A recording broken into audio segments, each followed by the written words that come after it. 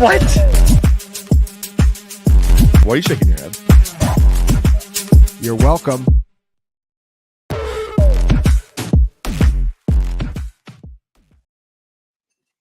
Hello, it is the CFF All Access Show.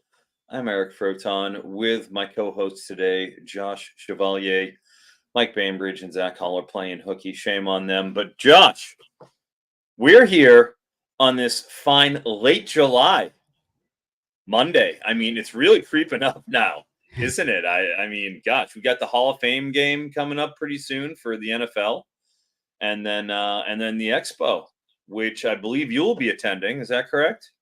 Dude, we will be attending together, man. We're going to have to shake things up there at the Expo for sure. I'm very excited about that, obviously. But as part of the stretch of drafts I'm sure we all have coming up here on the CFF front, today is also the opening salvo, the opening of the 50-team college football championship run by none other than Fantasy Life's Thor Nystrom and my friend. So some obviously very exciting stuff. I am running the Big Ten League right now. And in terms of that, I don't know if I can do a screen share. I don't even know if that's possible. Are you the screen share guy right now, Josh? Can that be shared with me so I can show you my... if you see present at the bottom, I think you can do it that way. All right, I want to make sure that that's present. All right. The share screen. All right, look at this. Sorry, guys, you have to go through this right now as we figure it all out. All right, the tab I want is this one. That's a league draft room. And share it. Boom, there we go. All right. Let's minimize that view, shall we? And then, all right. So, can you see this, Josh? You got all this? I can see it. Yep. Excellent. As you can see, I have the number 5 pick. We have 3 QBs that start right out of the gate. Byron Brown, which has been pretty much, I would say, the QB1 for the duration of the offseason. Dylan Gabriel, Seth Hennigan. I mean, right out of the gate, you see this is the Big Ten and the AAC only, and Notre Dame, I believe, is also in there too. So keep that in mind. So does have certainly a restricted pool that we're working with. I went, Darius Taylor went, considered going with a running back, but with the way that the wide receiver position is sort of delineated here, I went with Tez Johnson. I feel like I was kind of, vindicated as we get Mario Anderson, Mekhi Hughes. Then it pivots over to Atkins and Pauling, and I feel like the difference between Tez Johnson and Atkins and Pauling is pretty noticeable, even though I don't have any problem with these guys, maybe more so with Pauling. James goes Book, Mungai, Evan Stewart, Tez Johnson's compatriot there, Judkins, Taylor, and then that sort of ends the first, you'd say, tier of wide receivers for this Big Ten and AAC split. And then it's pretty much just a parade of running backs from that point forward until you see this this quick run here in the third round where it sort of pivots to the wide receiver position again. But I felt like I was quite lucky to get Trevion Henderson here at the 2-8. Not that I have any problem with these. I probably would have held off on Donovan Edwards, but that's just personal preference. And then it just keeps going here. Boston was a great pick here by Ian, my man Ian Harditz. I was going to say the same thing. Of course, of Matthew Berry's fantasy life. He goes Hennigan, Singleton, Boston. Boston being there at 3-3. Like Adam Bass taking Blankensee, doing Ian a solid there, giving him that Boston pick. Well done, sir. And I know that I'm usually waiting a little bit on USC, but hey, this is a shortened format. Wanted to go with the upside of Zachariah Branch and then wait for it to come down, probably take a running back here on the way back before I pivot over to the quarterback room. But having Johnson and Branch, a couple guys who will get force-fed targets, is a PPR format. And you saw our boy Lee Beebe, Nick Dunning, 3 running backs going right after that. And then Amari Thomas gave a lot of consideration to both Camden Benjamin and Amari Thomas there, especially with You look at UAB, year 2 of Dilfer, throw a lot of passes, and having Tajuan Palmer leave, very appealing. And the same thing goes for Benjamin, as Zach Hall had Tulsa as having the number 1 most fantasy-friendly schedule in the entire country, the number 134 according to the defenses that they play. So that is obviously a quite beneficial situation there with Tulsa, and you get Watkins going right after that. So I will stop sharing the screen, go back to the regular split screen here, and get a little some opinions from Josh, looking at it as an outsider, looking in some of those. Yeah, I mean, I look at that draft and I go, wow, like I wondered with the Big Ten, like where the drop off would be. But in that round 3, right? Like that's really round 13 to 15 ADP in our all FBS leagues, right? So you can just see like where the depth drops off. I'm in the SEC and Mountain West, and we're still drafting like Isaiah Bond in the 3rd round, kind of guys like that, right? Like 7th, 8th round. Isaiah Bond in the 3rd round, nowhere to be found in that particular draft board. Yeah, I thought your strategy was awesome. I mean, if Denzel Boston would have fell to you in the 3rd round, I mean, that start just would have been. I mean, it's already good, obviously, but I mean, because Zachariah Branch is going to give you some really big weeks. But yeah, man, some slim pickings in some of these conferences, Yeah, we're out. That's 3 rounds so far. Can't wait to get a good look at what round 4 looks like and beyond. But that being said, I will let you take over here. We'll go for a quick break, and then we can get into the meat and crux of our show today.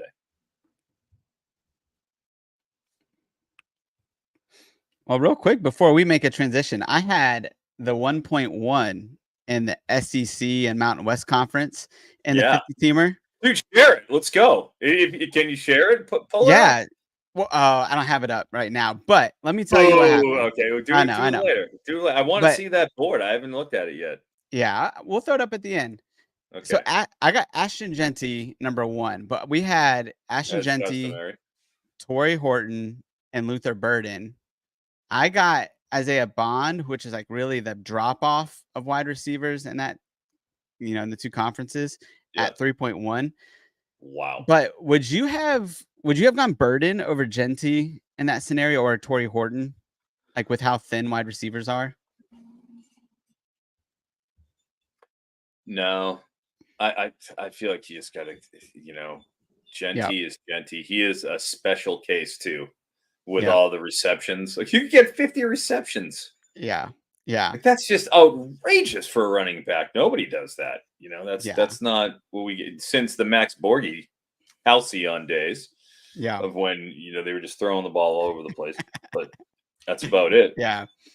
So and the fact that he'll catch in 1,200 rushing yards too, you just can't pass that up. You just take Ashton Genty, you go thank you, and go about the rest of your draft. Yeah. You just hope that it's enough, right, of a difference between the rest of the running backs and the values there. But and you get the number 1 pick there. Oh, I know. Great. People are hating. I should have taken it, dude. The SEC. You're right though, in terms of being loaded. I remember looking and going through the teams after and being like, all right, what do I expect on a point per game basis for each of these offenses? And it is night and day different. So many 35-point offenses in the SEC, they're just going to roll, and then you get the Big Ten. It's the grinding out, defense-oriented play, and I'm like, God, I should have taken the SEC.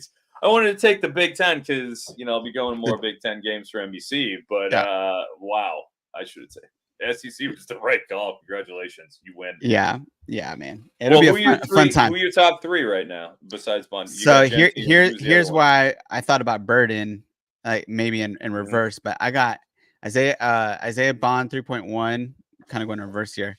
Then I took Brady Cook 5-point passing touchdown, so they got Brady Cook at 2.12, and then Ashton Genty 1.1. So could have stacked Burden and Cook, but man, I was a little fearful. There's been like a QB moratorium after those top 3 all went, and there's been just skill and no tight ends. It's just been straight up skill with the run of running backs and then the subsequent run of wide receivers there. It's been Other than that first round, just trends. So I'm sure we'll get the QB trend coming up soon. But Yeah. good to hear. Good info. I'll put over there. up later, and you can dissect it for sure. All right, we're talking tonight though about Underdog Best Bowl Mania. We're 2 weeks into Underdog releasing these official. I think it was two Tuesdays ago that they released their first drafts and the Best Bowl Mania, the tournament. And so, you and Mike did a great show 2 weeks ago, kind of talking strategy and breaking things down. You guys had the info that this was going to be Power 4 only. And so with that, we we had a bunch of info and you guys did a great job. But I wanted to look kind of 2 weeks later. We know now that it is super flex, right? It's not one QB. That you can't have two QBs that you start. And there's a few other things, half PPR, those types of things that we know about Best Bowl Mania. And so I want to ask you, man, 2 weeks in, what are your biggest surprises so far in drafting, this format with the playoffs and all of that included? I would say obviously the early going was Darius Taylor. Yep. That was him being in like 240 or whatever it was. And then obviously falling. I think the eventual league winner will be out of somebody who did one of the first 1,000 drafts personally. Yeah. Because of some of the value. Cam Cook was a great deal for a very long time. You could literally, for the first half of those drafts, I could bank on saying, all right, I'm going to get Cam Cook like round 11. Yep. And just slot him right in and feel great about him being maybe an RB3, potentially 4 at that point, depending on my build. So I would say also Caleb Jackson for LSU. He was right around that same arena as Cam Cook. So I mean, I feel like you were almost stealing them for a little while. And then I don't know, give me some of yours as well. Yeah, I mean, I think those are great ones, right? I remember the first time we drafted together, it was my first draft, I think. And I was like, man, Cam Cook, we were like Cam Cook or Caden Fegan in like round 10. Right. Yeah, we were just feasting on this. We're like, all right, great, sounds good. Yeah. Yeah. And Fegan's like moved up. And I think the biggest surprise for me is how much Jalen Daniels has gone up. I mean, he was round 7, 8. He is the ultimate home run shot in this format. Oh, are you kidding? I was getting him. I want to say like my first drafts, I'd have to go and check my teams, but I want to say I got him round 10, 11, 12 to start, probably like 11. Yep. Right out of the gate, because people hadn't realized just in this format what if his back stays healthy and everything lines up for Kansas. I mean, he could go nuclear. He could be a league winner. So a money winner essentially in this format. Absolutely. Yeah, that playoff schedule with BYU, Colorado, Baylor. I feel like once people realized with Devin Neal, right, that like this is his schedule, and then they caught on with Jalen Daniels, and man, I think he might even be second round ADP at this point because he is just shot up draft board so high in the current drafts that I'm in. You know who else? You got to give him his due. Josh Hoover has been the ultimate quarterback. Way, way, way too far. Like he was going in round 15, 16 to start. You could sit and just wait and say, all right, I'm going to hang out. I'll get Josh Hoover way down the board as my QB 4, 5 type, depending on how you want to build it. And you could just sit on it because I love Hoover. I mean, Hoover, as good as you can get when it comes to a dependable system. He's there with Sonny Dykes. When he was in there last year, he was effective. He was good. As long as he can stay healthy, you would think that he's going to be in a pretty good spot. And it's not hard to stack him either with Savion or McAllister.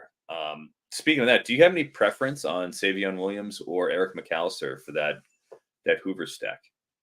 I mean, I think right now I would go Eric McAllister. I mean, obviously Savion Williams has a pretty high ceiling, but we've seen Eric McAllister do it. And so I could definitely, it is close. I think it's going to depend, but I like Eric McAllister probably a little bit better, but you never know, right? Because Savion Williams has been there, so there's more potential chemistry there. Hoover was out all of spring, right? I mean, he's still coming. He's returning in fall camp, correct? Yep. That's all. It's all about the injury. It's all about staying healthy with him. Really. Yep. So, Uh, how much I has he built have a rapport I have with McAllister? Savion 4 spots ahead of McAllister. I tossed and turned over that one Hmm. in my best ball rankings, but very, very close. Yep. Yep. Yeah. For you, are there guys that you've pushed up the board or pushed down the board based on buys? Like Jackson Arnold, a guy that we Oh both yeah, love. Is he a ding for you because of the buy? Or are you just like, all right, I'm just figuring out guys to play, quarterbacks to play later that can cover up that week 12 buy? sure. Well, God, Maryland guys are off the table essentially, Hmm. and Georgia Tech, who is kind of a team that has a little sizzle.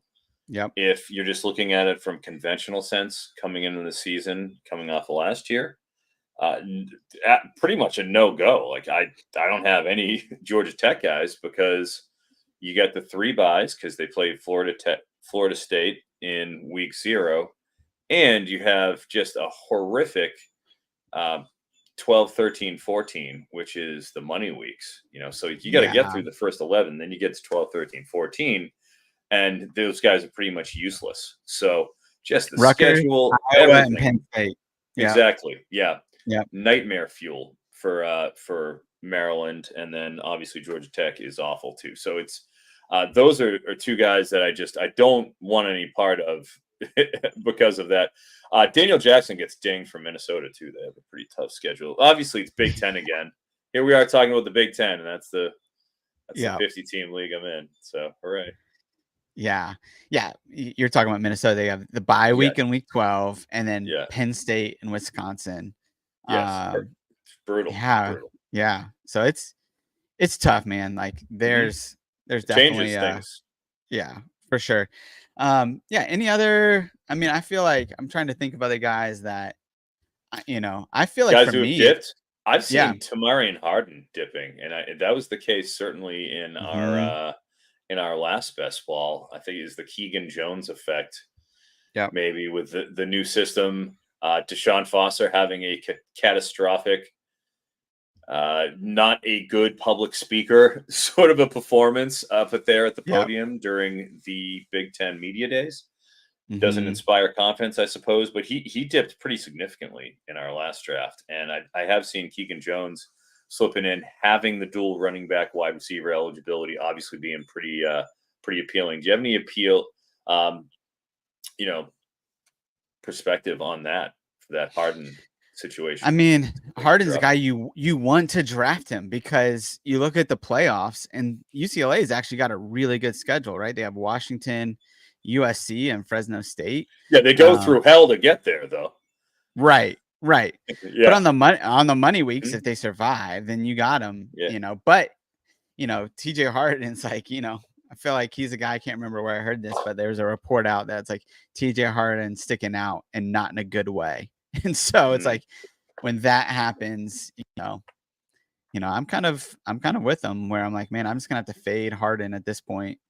And Well, and it's Bieniemy there as the OC, and let's remember what did he do in Kansas City, right? yeah, McLean, Well, Gerard McLean or whatever his name is. Am I right on that? The little fella there. yeah, But whatever that guy, he was awesome, and I don't even think he's on a roster anymore. What's that guy's name?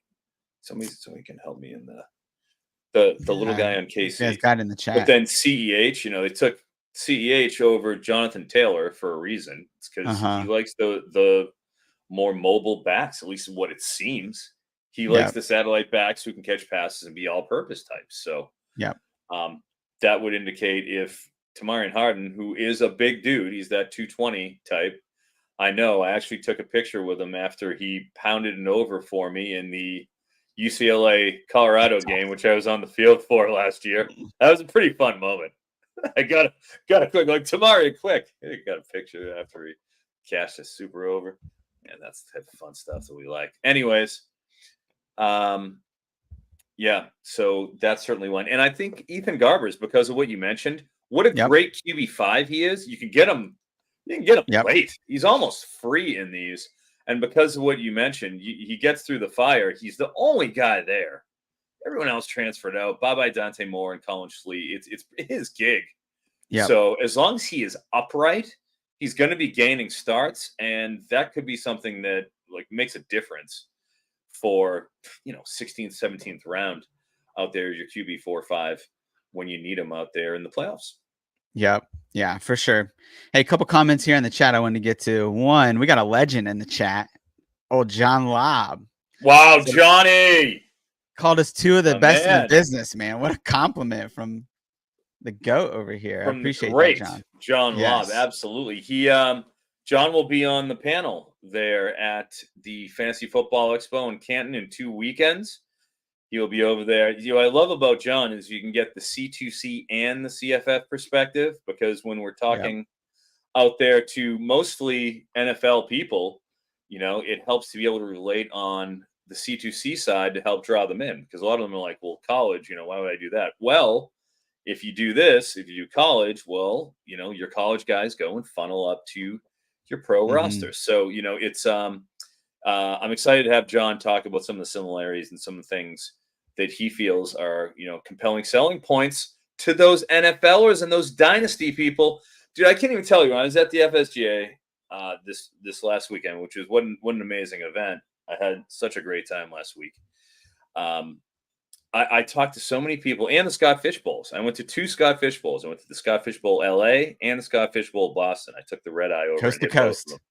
Me and Jeff Radcliffe took an Uber over from LA, got to Boston, did them both. It was pretty fun, and then the conference. So I talked to several people who are in double-digit dynasty leagues. They're like, oh yeah, I do 16. I do all these dynasty leagues, and I'm like, oh, that's great. Do you do a C2C? Do you do a college fantasy league? And they just sort of like, whoa, hey, like you can see their demeanor change once you talk about C2C or college fantasy. So I really do. It certainly strengthened my resolve to want to make this as accessible as possible and as friendly to people who want to get in, and as easily accessible. And Campus to Canton does such a great job. We try to do well. CFF site.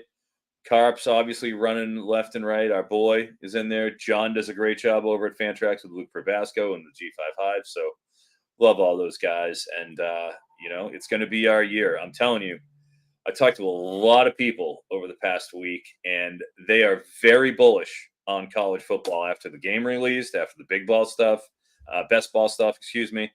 Yeah. Thinking about my boy Capozzi, Big Ball State College. But, yeah, that's you remember Capozzi, Josh? You love getting into some heat on Twitter with Capozzi. Always the brash Boston guys, him and China. Dude, always in people's mentions coming for him. Yeah. Coach Knight, bro. Crew. That's my boy. Coach Knight. Let's not forget about Coach Knight. Coach Knight at the top. I need to get into one of y'all's leagues, man. I know all your boys.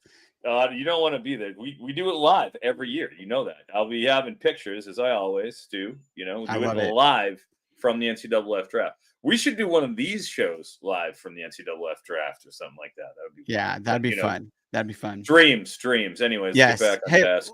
Let me ask you a question, because you brought up earlier that you think one of the winners is going to be from the first 1,000 drafts or something that happened. I think that's what you said, right? Like where the ADP wasn't set yet. And I've heard a theory from it was a commenter on even another YouTube show that was saying that they think that maybe the fill rate is a little slower on this Best Bowl Mania, because kind of the sharps out there are feeling like, man, the edge was to be had early on, and now the ADP is set in. It's almost going to be impossible for somebody drafting later to get enough of an edge to create the winning team. What do you think about that? I think there's probably an element of truth to it. Yeah. I mean, I kind of alluded to that earlier in the show that if you're getting Darius Taylor in the 10th round for the first day, 2 days of it, where you had, I want to say around 2,000 entrants just in those first couple of days. Yep. Then you're going to have some educated people that were out there that got some just incredible value right out of the gate. Yep. So, but then, I do want to hesitate and say that, to be careful, there are going to be some teams that had that advantage that probably didn't take proper advantage of the schedule situation because people didn't really have that sussed out. We didn't have the schedule matrices kind of up and ready to go. So that has made a difference because you have to. I mean, I have it open and I'm strictly adhering to it as soon as I have something like, all right, it's become second nature now to us. But at that beginning, you're going to have some teams that those perceived advantages they might have duffed away on some less than favorable bye weeks later on because nobody even knew the situation too. You know? Totally. So I wouldn't say that all hope is lost, and I still crank out a few more teams here, but we also have some other contests that have come up too, so that's also pretty exciting. Yeah, and John Lobb asked, "What's the percentage fill?" I think it's at almost 80% now. Yeah, it's up there. 75% or so was the last time I had checked. So it was about a day ago. Yeah. I'm sure it's up there. Yeah. So this commenter, who's a pretty sharp guy, I wish I could remember who it was, but they were saying like they think the next Best Bowl Mania is gonna fill a lot quicker. And so like and I bring that up because you talk about the momentum, amount of people that are really excited about this, and I think that's still true. Like we see on all the CFF All Access shows that we've done with live Underdog Best Ball drafts, like people are loving this. Like they're tuning in. They like what's going on. They want to learn, and so I'm really excited about where we're going in this. And I want to talk more kind of specific draft plans that we have right here after we take a break, real quick.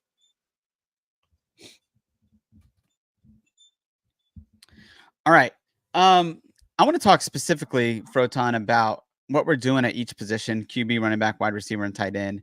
But do you have any kind of, at this point, general principles that you're drafting on that you go into each drafting? Or like, hey, here's really the 3 or 4 principles that I'm going to follow as I draft, or is it more loose for you because of your depth of knowledge of each position?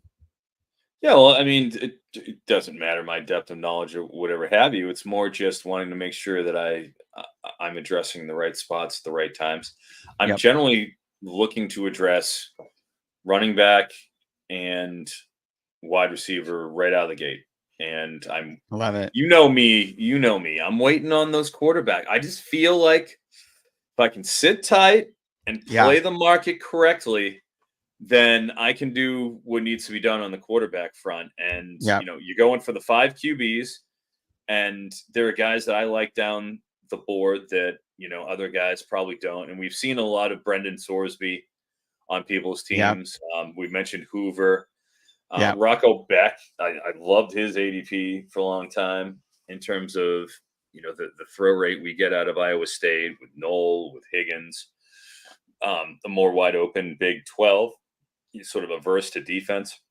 Been taking a lot of him, but I feel like because I can hit the quarterbacks starting around that pick 60 to 70 mark, and then attack it in those sort of like 10 to 14 range. Is when I want to get one, and then I'll really attack them and get about 4 of them until I get. I'll wait and sort of till the end until I value play somebody. And, but I'm trying to do the best I can to address skill positions. Running backs, obviously, do what you can to get up there on the board. Supplement that with, early on, it was just a lot of Cook, like a ton of Cam Cook, plain and simple. Dallin Hayden, I feel like, is kind of a little bit of a cheat code in that he was ranked so far down there, and he will have a pretty solid role. We've heard Pat Shurmur say he wants to run the ball more. How can you not want to run the ball more after putting 824 total yards in 12 games? Rushing yards. I mean, you want to run the ball more. You want to keep Shedeur Sanders upright. You've upgraded the entire offensive line. Like, these are all basic, concepts to football. So I believe that they want to do that.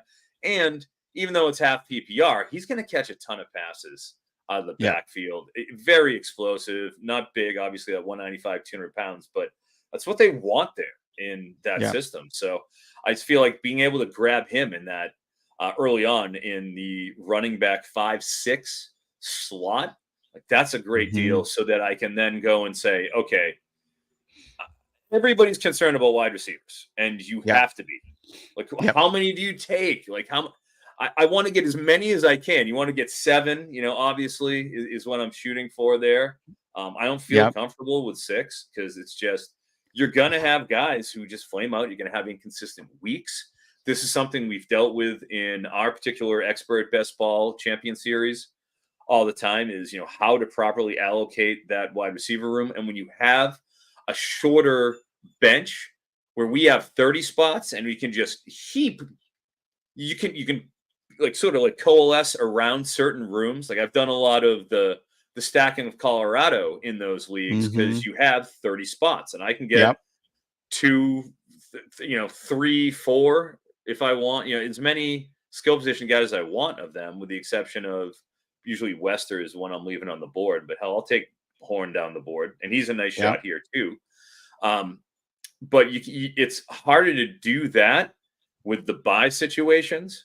Like I got caught on one of my teams where I took Bond and then Travis Hunter down the board. And it's like they're both 6 and 10 buys. Yep. Like, all right, well, great. That was a nice start potentially because I got them at pick 45, pick 52.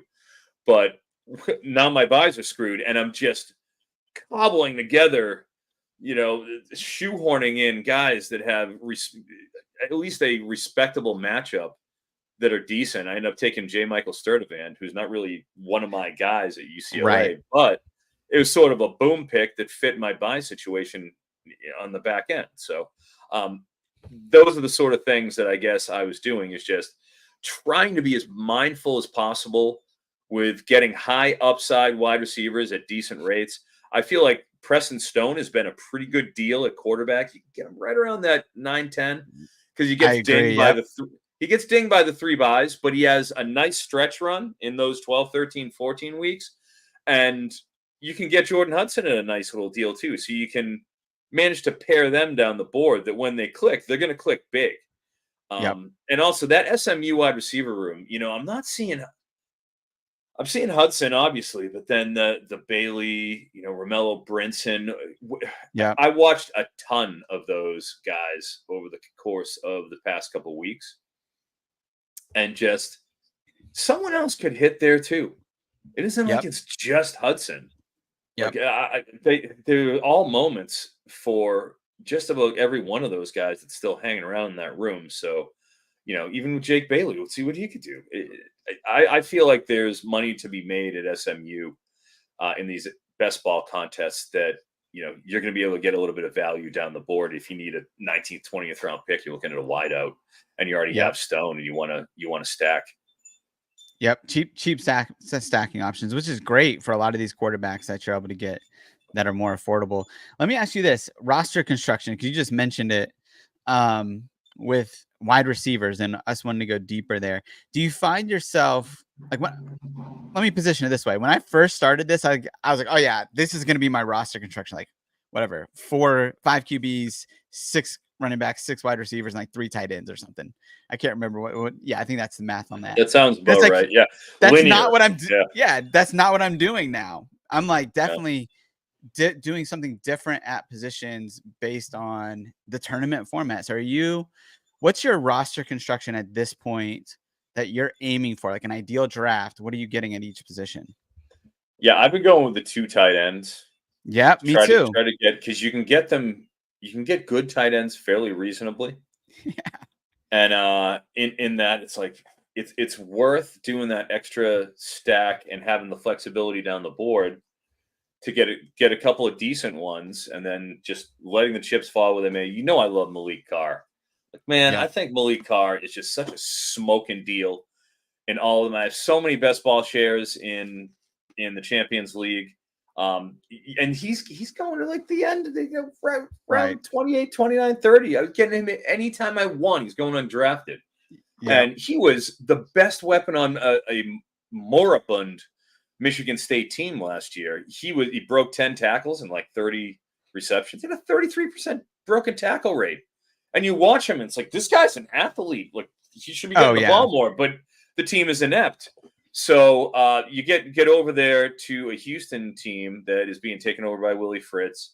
Sure, it's not going to be the wheeling, dealing, Dana-led team of the past, but he knows talent. And I mean, with Sam Brown transferring out, you got Manjack out there. Shoulders. Good luck. I feel like Yeah. Malik Carr has a legitimate shot, and taking him as a off by tight end 2 with a good solid Brenning stool, Mason Taylor, a Jolly type Maryland, like a good solid dependable 1. I feel like Right. that's the play, and then like you said, I'm usually going with 5 QBs. What are you doing? Are you going 4 or 5 QBs with your build? And then that allows me to go 7 wide receivers. I could see going Yep. 4 and 8. Yep. I'll go 4 if I don't have too many week 12 buys. Like particularly early on, I was hitting a lot of like Arnold and Ward because I get Jackson Arnold in the 3rd round. And I get Ward in the 5th round. And so I just go and I'm like, man, I'll get 5 at that point because I want to make sure they have those week 12s covered. But if I only get like 1 week 12 quarterback, then I'll go 4. And because like a guy like that has more value to me right now at the QB positions, like Connor Wegman, like where he plays Absolutely. like a great schedule during the playoffs. And he's got a lot of upside with dual threat guy. I mean, he had like averaged almost like 25 points a game, I think, last year through the first 3 games before he got hurt. Notable value. Yeah, I have plenty of Connor Wegman, as you know, best ball in both formats, be it Yep. traditional and the underdog. Absolutely. And a great value. And you're getting them in the teens, 14, 15, right around Yep. there is where I'm seeing them. Give me Connor Wegman at that. Yep. Hoover and Wegman right there. Pretty damn Yep. good. And you're right. Like Brendan Sorsby is another one. I mean, all these guys, I will say Froton, like The running ability, with him. Yeah. And I know the guys that you like, and I see how much I think ADP has really been shaped by you going on shows and talking and like people like listening, because I see the guys that you really like getting drafted, unless you've done like 150 drafts already and you've capped out on your I've certainly not done 50 drafts. No, I haven't had the I'm just time to do messing. 150. I know, but I do think you've played a good role, I think, in shaping ADP here, which is really fun. But it's fun to hear you talk too about how you're attacking this, because I'm attacking a little bit different. I'm going QBs early, and wide receivers, like, and then I'm fading running backs until like rounds 5 through 10, and then I'll get like 4 or 5. Gobble them up. Just It's a gobble good them up. place to be. Our boys, Yeah, you right? get them. Fegan, Yeah. Jackson, Cook. It's like, as long as they're not all stacked, they were right where I was willing to reach a little bit on some of them to try to get them. But I love kind of us having a little bit of a different strategy to give people here. But who are some of the wide receivers that you're targeting early? Do you have any I specific find that ones? Or Bond has been a pretty good deal. You can get him. Obviously, I love my boy Eugene Wilson. He's actually been sliding like round 4 or 5. Round 4. I think I saw some of the Camps to Canton ones because I watch those just to see what happens when I'm not in a draft.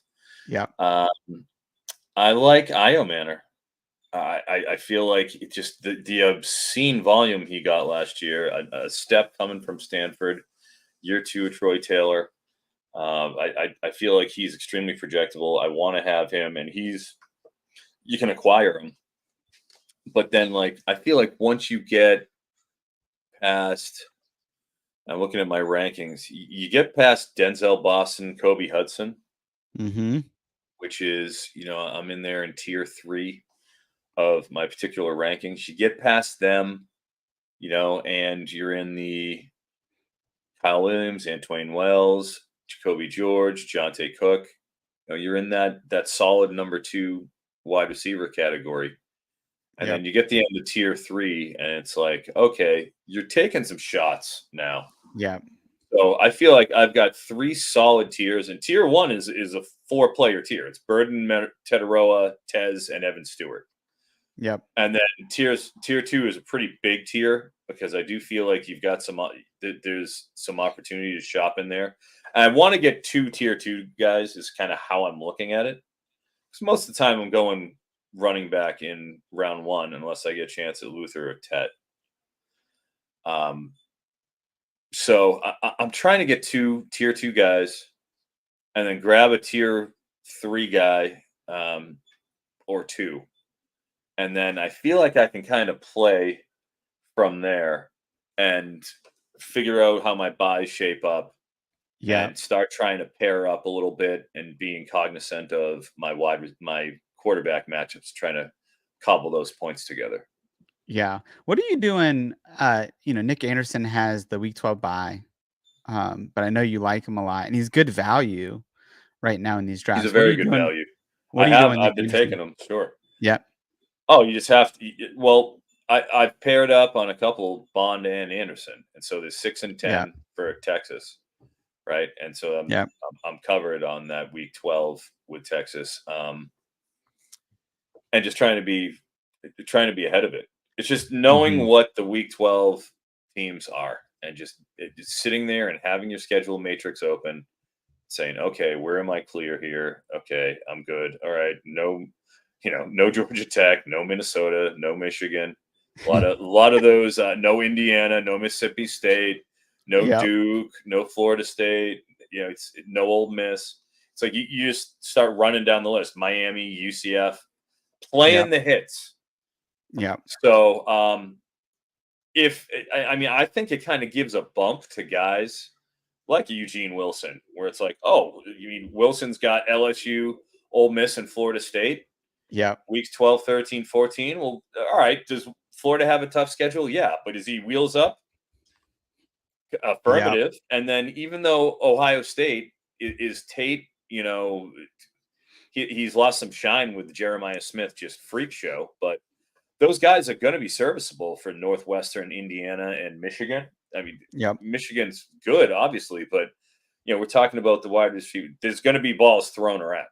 Like there's Right. going to be opportunity here. So those power teams that don't have those buys, even USC, like okay, Branch or Lane or especially late if you want to take a shot on Deuce taking that outside role. Nebraska, UCLA, Notre Dame. All right, well they're going to be throwing. They're around. So Yep. I feel like it's just a matter of those guys that are going to have the opportunities and have a decent little stretch run. They get a little bit of a bump down the board. I'm still kind of going best player on the board early on, and I'll adjust as it goes. Yeah. I love that.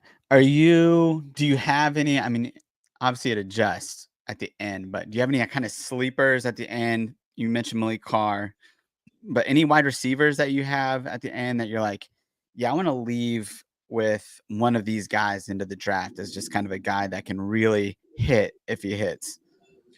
I want one of the Alabama guys late out of the wide receiver. I want Kendrick Law. Yes. I want Kobe. I want more so Kendrick Law. I just feel like he has a little bit higher ceiling than Prentice has. Yeah. And if I'm feeling really wild, maybe Emmanuel Henderson, like wild. Yep.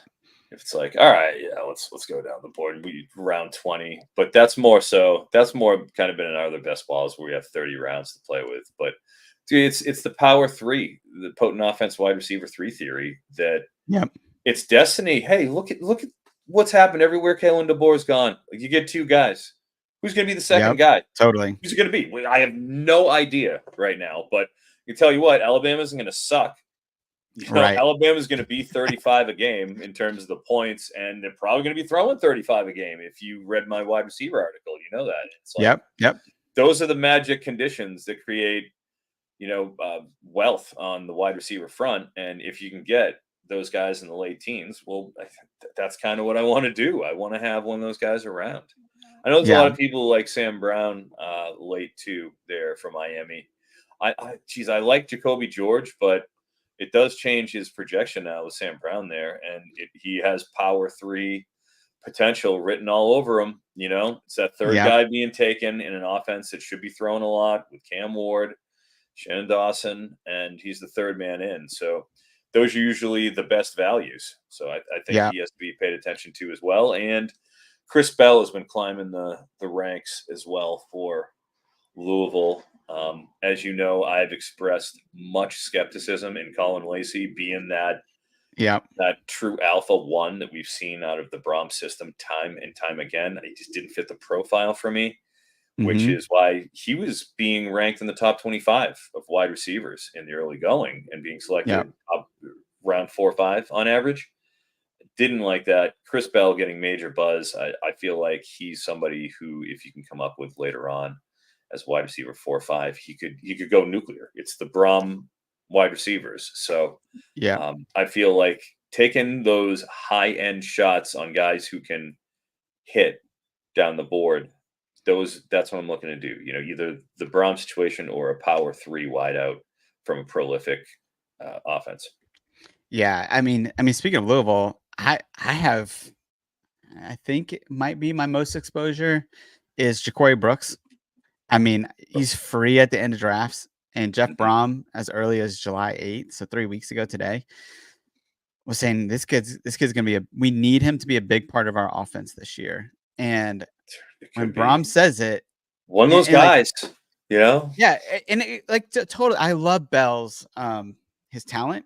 I love what he did last year when he was given the opportunity, but Brooks is he's the third wide receiver in there that's not getting drafted a ton. And so it's like, all right, I'll take that value late in drafts. Another one and he's got Stanford week 12, by the way, which, yes. Talked about Ellick earlier and that passing attack. I mean, you could see that potentially being a back and forth, high scoring. You talk about a game stack. I mean, that could be a Brooks, Ellick game stack there, in game 12 or week 12. Sorry.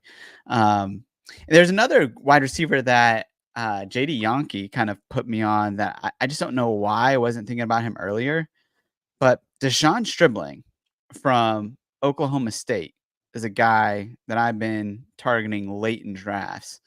I went back and looked at his stuff last year. He started right the first 4 weeks of the year, got injured in the last game, but played 5 snaps against South Alabama and had 1 target in that game. But in the other 3 games, he had 27 targets. I think he had like 14 catches for like 198 yards, and I think he maybe had 1 touchdown. But he eclipsed 60 yards in every other game and had at least 3 catches. And he was a starter in that system. And so I'm just, again, he's a guy that could flame out, but he's also an outside wide receiver, which we've seen outside wide receivers hit in that offense. And if Rashad Owens is not the guy, right, or if he just was the guy because Deshaun Stribling got hurt, then Stribling could come in. And again, like Gundy's called him an NFL wide receiver talent. So he's a guy late that I'm, again, I'm just trying to hit some home runs there in like rounds 19, 20, versus Definitely. just going with that's what we're trying to do. It's a different deal than the Champions League, where we want consistency and we want to build up those points over all of our 12 teams that accumulate. This is one-shot deals. This is going for and when you're talking about Oklahoma State, keep in mind, Ollie Gordon gets a lot of the pub, and you think of Ollie Gordon and like, all right, well, he's taking a lot of air out of the room and he's cashing a lot of those touchdowns, which he certainly is. But when it comes to their preference and what Gundy does and what he wants to do, 51% run rate on standard downs. That's 109th in the country in terms of run rate. Passing downs run rate, 23.6%. That is 125th. So he is, 15th, top 15, top 25 in terms of passing rate depending on the situation. Doesn't matter what the situation is. He's going drastically less. The national average on passing downs is 34% run rate. They're 23. They're 10% less, 8% less on standard down run rate from the national average. So we're talking about massive, massive outliers with a veteran quarterback. And keep in mind, 45% of last year's receptions for Oklahoma State went to the outside receiver, which is interesting when you think about Presley being so highly valued because of his usage. Like only 29% of the receptions went to the slot receiver. That's 118th in the country. All of them just went to Presley. He was just out on the field for every single snap. So there's definitely outside option.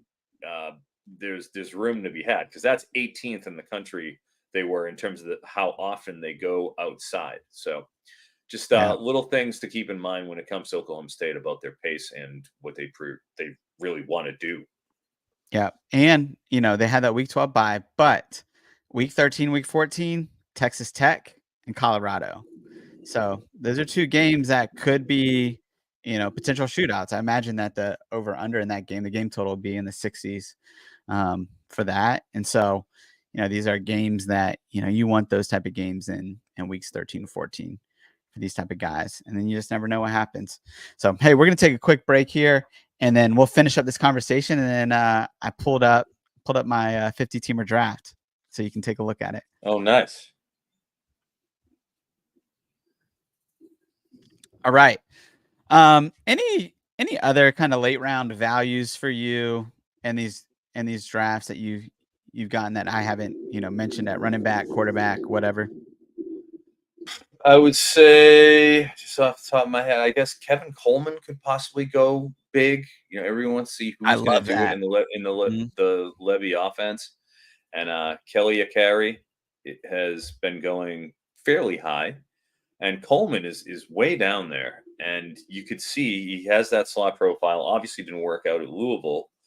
But 4-star profile could possibly be that slot weapon that is Levy's muse that we've seen happen so often. Ontario Drummond is a guy who comes to mind over at Ole Miss, who's just a stock and trade regular guy. Just last year. Ray Stoops just last year, just a stock and trade receiver, nothing particularly special, but just fits the profile.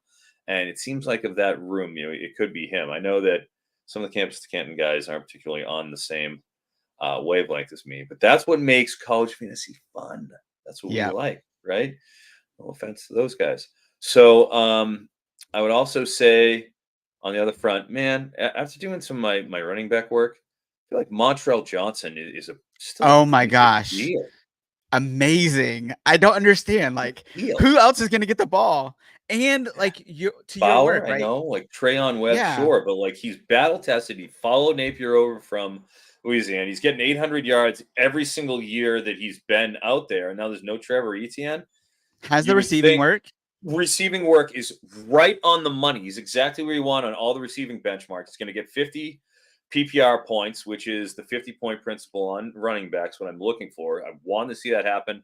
And as we discussed, he's like a cheat code on down the stretch where they're a good team that has 3 games that like are competitive, solid games in weeks 12, 13, 14. So it's like if I'm rounding out a room and typically where he's getting taken in those low double digits, 12, 13 maybe in terms of the rounds, if I'm taking him there, he's probably RB 4-5. That's a nice solid, just chip that I can throw in there against LSU, Ole Miss, Florida State, and have 3 competitive games that I know he's going to be a live wire for down the stretch for the playoffs. So I do think that that's somebody that I've enjoyed at their particular ADP. And then with the QBs, I like just hanging out and waiting to see who's left for me. I mentioned it, but Ethan Garbers, I like him. Obviously, it's a tough schedule, but he finishes nice, and he's just a nice little topper. For that same reason, you see Alan Bowman, again, very reasonable. I've heard that my friend Jared throws slander on Curtis Rourke, and the more I've done in my Big Ten work, the more I just think Indiana, their schedule doesn't scare me. I'm not scared of Indiana. Have you seen this guy? I feel like they're very palatable. Now it's tough 12, 13, 14. Yeah, you got right. It's not the best situation there, but look, if I've got my situation handled, I don't have to worry about that buying in Ohio State. You get week 14 Purdue. I mean, that's as good as it gets for you. I'm pretty excited about him as well. And Cignetti's done more with less. Dude, he really has, and he's going to run a little, and we want a mobile quarterback. And I don't feel like that's kind of getting baked in the same way it probably should be. And then, probably Ashton Daniels, where if he keeps that job, then that should be a prolific spot. We've talked about it with A.O. Manor. But I do like Elijah Brown, the incoming 4-star freshman who I got to watch the Elite 11. I think he's got a lot of talent. He's probably got to sit for a year, but man, I'd love to see him get a shot later on in the year. The only thing that kind of dissuades me from Ashton. Let me ask you about it. And Maeva put in kind of the same tier, right? You have these guys like Will Howard, Miller Moss going 6th, 7th round, maybe even a little bit higher at this point. Yeah. But they might not have the jobs at the end of the year, right? Graham Mertz, same situation. Ashton Daniels, same situation with Elijah Brown. Are you? Man, I'll bring this up twice, and I'm going to be a hypocrite here.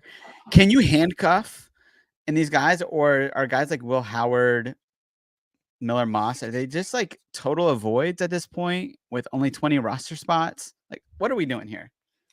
In the 30-round format, you can get away with a lot more. Obviously, it's tough. You know, I know that we did that. I think we did that in the first one, me and Mike, where he went Mateer and Zevi. So like that's a situation. It's just, man, if any of your other QBs get hurt, it's over. It's over. You know, I feel like you just pick one and you take a shot. I'm seeing some people taking Manning at the end, which is like, okay, I get it. Yep. QB5, maybe you got 4 good QBs. You go and you take them, and you hope to get the stretch run down there. Like, all right, I get it. You know, you get Arkansas, Kentucky, Texas A&M down the stretch, but I'm concerned about Ewers, you know, holding that job the whole time. That's a team killer if he doesn't. Mm-hmm. You got to be concerned about injury, aka Tyler Shuck. I know everybody loves Tyler Shuck. He's everybody's darling. It's just like, man, just remember who this guy is. Totally. Just remember, you know, don't come crying to me when he gets hurt again. It's just what he does every time. Yeah. And then as you mentioned with the Graham Mertz situation, what are you going to do? You can't stop progress. Yeah, DJ's going to get reps as he should. So be it. Yeah. Will Howard, you can't even deal with that. You can't even deal with it. I mean, what are you going to do? You just have to accept it. That hopefully Will Howard just keeps it, and that's just how it's going to be. You just have to have blind faith. And it's a good situation because he runs. You know, he could punch in 10 run QBs in a 4-point passing touchdown format under Chip. So that has to be respected too. And just the security in an Ohio State team that did score 30 points a game last year after being 40 plus the entire day era, but maybe they don't quite bounce back to that level. Can I make a confession to you on air here with, you know, only me, you? Well, you are a holy man, Josh. You know, you can do anything you want. You have okay. I mean, I did get the first pick in the, you know, the 50 teamer. So I picked DJ Lagway in one of my drafts at the end because I'm just like, man, I love the schedule down the stretch. You mentioned it earlier. You got LSU, you got Ole Miss, and then Florida State right down the stretch. And it's like Mertz is probably not going to have that job, but if Lagway has it, like the kid could score 25, 30 points pretty easily in 2 of those 3 games. Oh, wow, it's fascinating to think about, but like just too much. I can't. Shot, you know? I can't do it. Yeah, I took to do that. I respect it. I took one shot, but I'm like, I just, you know, you just have to have one. That's lineup awesome. With it. You just never know. Yeah, exactly. The FTW lineup. Go for it. Yeah. You know. So okay. By the way, props to Man-Made Maker out there in the comment section. Don't forget to like the video and comment, folks. I never do that. Whenever I host Josh, I feel bad. I tell myself, I'm gonna be like, can you please like the video while you're watching it? I never do it because I'm lazy and I'm forgetful when I get going. So I'm sorry about that, comment, guys. Thank you. Subscribe. Like, it helps our algorithm. Right. We need the algorithm. Yeah. Any love for Raiola? Oh, my man. Best ball moderate. I love the, no problem there. And that's kind of what we're talking about. Yeah, why not with Raiola?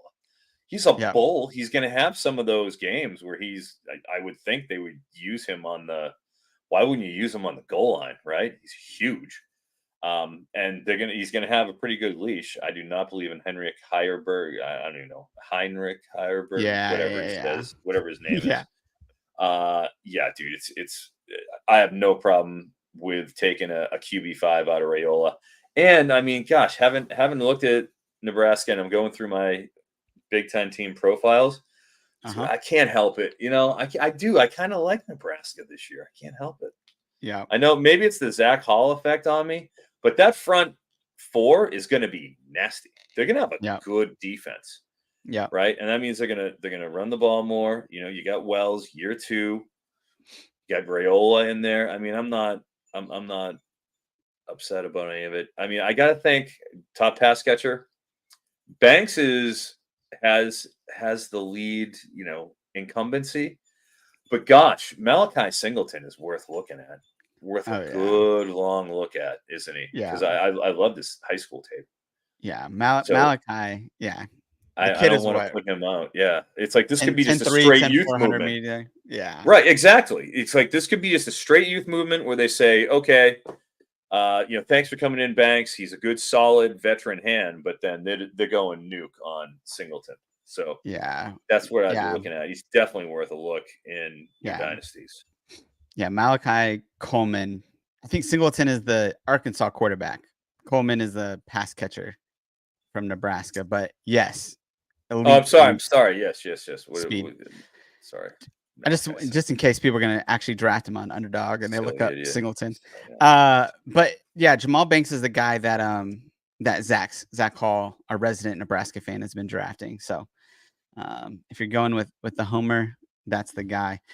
Okay, one last question, man. I want to ask you. I asked the whole handcuff thing, and I want to talk about John Mateer because I've been in Dominateur. so Okay, many here we drafts at go. this point.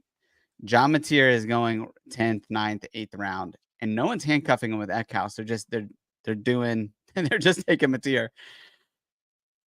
Can you draft Mateer without handcuffing him? And if so, if not, then is Mateer, which we just said you shouldn't, is Mateer just undraftable at this point?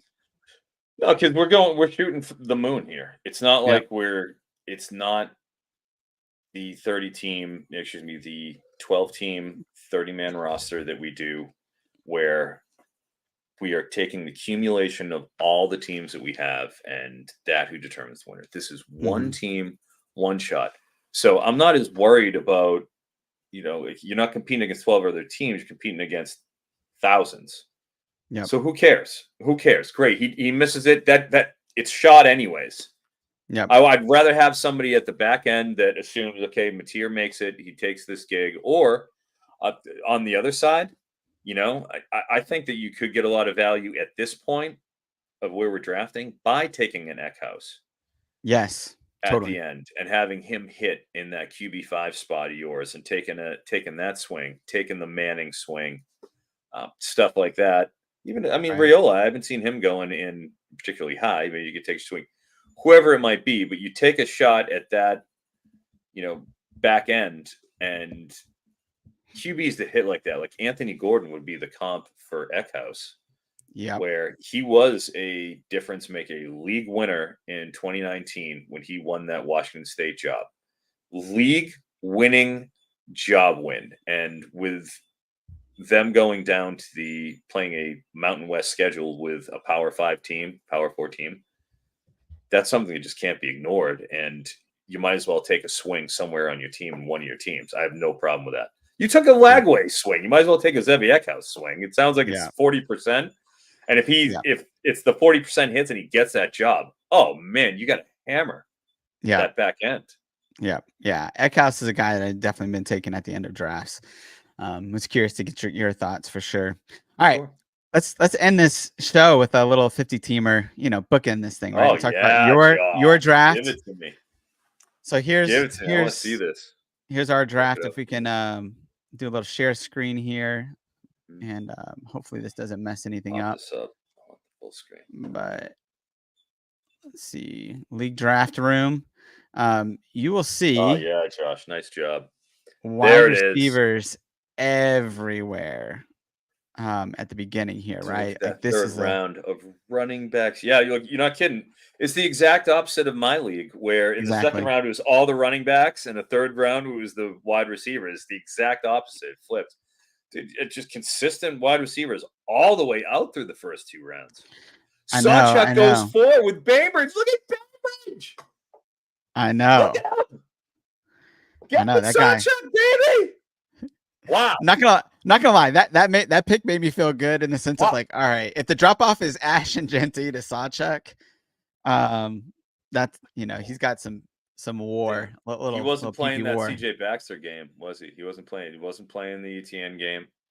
He Uh-uh. wasn't going to let it come around and do Marquez Cooper or Jackson. No. He was going straight full metal Sawchuck right out of the gate. Bless you, Michael. Yeah. Milrow going in front of Dart. I'm surprised that James didn't take his binky boy Dart, but Yeah. he waits on QBs. I feel like And he got Caleb Jackson too. That's pretty good. Yeah. It's funny. Like I look at these drafts and I start thinking underdog best ball, and I'm like, oh yeah, of course. Like Jackson Dart's got the week 12 bye, which is the first week of playoffs in this format.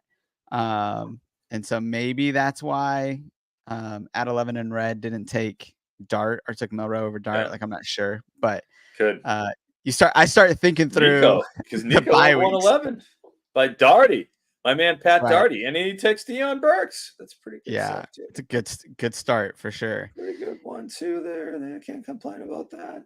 Chris K, our boy. Look at that. Look at the running backs for K.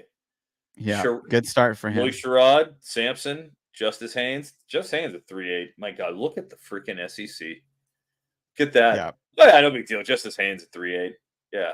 You guys don't have any talent in the SEC. That's an embarrassment. Yeah. I was gonna say, who is even? It's Smith and Ashlock and Royals and White. Okay, and Horton. Okay, yeah, you got some good stuff there in the wide receiver front there. Yeah. In the Mountain West. I mean, even like talent here. All right. Noah Smith, he's right. So top 5 The round nice pick top in 3. draft. You got to feel pretty good about that. I'm surprised you left Noose on the board, but he's a straight pocket guy. Yeah, Brady Cook was just so consistent too last year, and the playoff schedule, man. I mean, I'm True. rather either not make the playoffs or win it all. Can't let Bainbridge win it again. God, we'll never hear the end of it. Never hear the end of it. So we gotta put a hex on Sawchuck, apparently. Yeah. So there you go, man. We shall see. Good stuff. There's the 50-teamer. We'll have a review next week on all that. So yeah, that sounds good. Hey, you have anything that you want to promote? I have stuff to promote for you if you don't want to promote your own work, but you have any work you want to promote? Yeah, sure. We got the P4 and the G5 columns coming out midweek. I'm gonna have a flurry of content coming out here. So just landed on the running backs historical positional primer analysis column. We'll have the P4 G5. After that, we'll have the tight ends coming out at the end of the week on Friday, Saturday. So I'll have 3 columns coming out there on Fantrax this week. We're coming at you for this stretch run. I will then be shifting to doing some Big Ten columns. I will be doing each Big Ten team, very thorough up and down roster analysis and over under. I'll be starting to put that out over on NBC Sports as the season ramps up. So very exciting stuff, Josh. And obviously, you can find my tiered positional rankings for Underdog Best Balls on FantasyPoints. Isn't that right, Josh? That's right. Yeah, man. I was excited when you brought that to me. I think that's going to be a great addition. We got the CSV upload that you can put on Underdog with Froton's rankings. That's in the Discord for our subscribers. So that's going to be a really good addition to our site. Hey, check out all those articles that Froton's doing on the QBs, running backs, wide receivers, tight ends. They're great articles, and they give you lots of insight. And so you need to check those out. I also have a Underdog Best Bowl Mania draft plan that I'm releasing at some point this week. It's into the editors, and so whenever whenever they make my work look good, it'll be released on the site, and it'll cover a lot of what we talked about tonight. But there's still a lot a lot of meat on the bone that I left for the subs to be able to read in that article for sure. So, hey, thank you guys for joining us tonight. Make sure to like, comment, subscribe, like we talked about earlier. That really helps us out. Yes. Real quick too, we have a special deal with FantasyPoints with Underdog. If you want to go on Underdog and put up to $500 onto the site, they will do a matching up to 50%. That's $250 value. And you get $55 off our college fantasy football subscription at FantasyPoints. And that promo code is FantasyPTS. Man, I did a lot better with that ad read than I did the last time. So we're going to end on that note. This is a fun show. Eric, thanks for joining me as always. And until next time, do small things with great love. What? Why are you shaking your head? You're welcome.